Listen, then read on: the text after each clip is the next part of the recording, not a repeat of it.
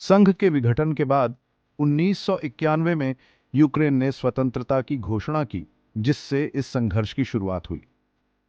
जबकि यूक्रेन के पश्चिमी क्षेत्र की अपनी एक विशिष्ट पहचान है और उसकी संप्रभुता की आकांक्षा है, वहीं पूर्वी क्षेत्र का रूस से गहरा ऐतिहासिक संबंध है, जो संबंधों को जटिल बनाता है।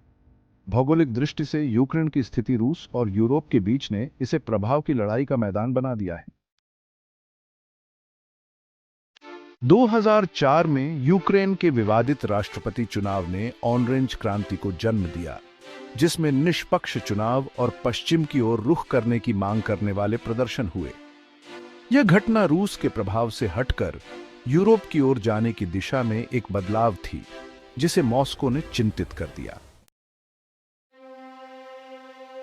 दिसंबर 2013 के अंत में यूक्रेन यूरोपीय संघ के साथ एक समझौते पर हस्ताक्षर करने वाला था, लेकिन राष्ट्रपति विक्टर यानुकोविच ने रूस के दबाव में उसे निलंबित कर दिया। इसके बाद यूरोमेडान नामक बड़े प्रदर्शन हुए, जिसमें यूरोपीय संघ के साथ गहरे संबंधों की मांग की गई। हिंसक संघर्षों और 100 से अधिक मौतों के बाद यानुकोविच फरवरी 2014 में भाग गए और एक पश्चिमी समर्थक सरकार सत्ता में आई। रूस ने यानुकोविच की सरकार के पतन को एक खतरे के रूप में देखा।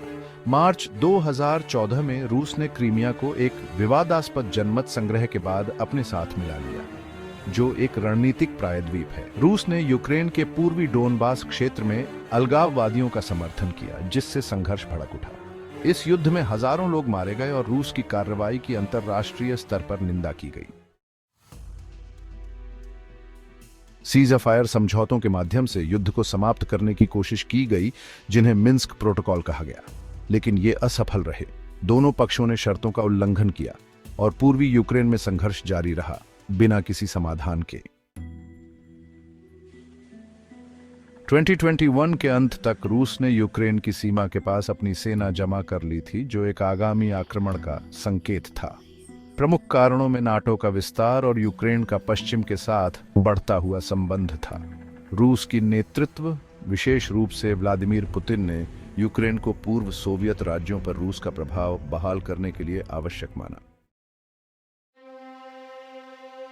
24 फरवरी 2022 को रूस ने पूर्ण पैमाने पर आक्रमण शुरू किया।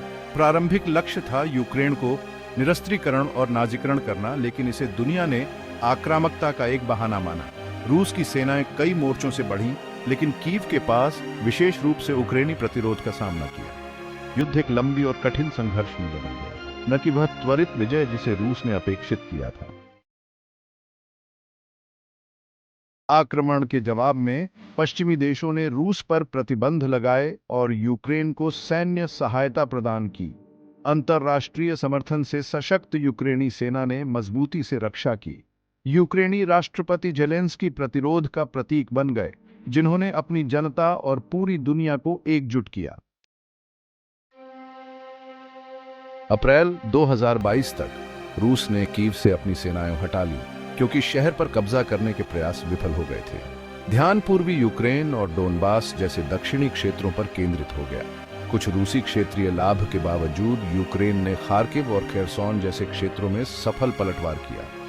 इस युद्ध में रूस की आंशिक सेना लामबंदी और युद्ध अपराधों की बढ़ती रिपोर्टें भी सामने आईं। रूस के परमाणु खतरों के साथ तनाव बढ़ा और संघर्ष द्वितीय विश्व युद्ध के बाद यूरोप में सबसे महत्वपूर्ण सैन्य संघर्षों में से एक बन गया।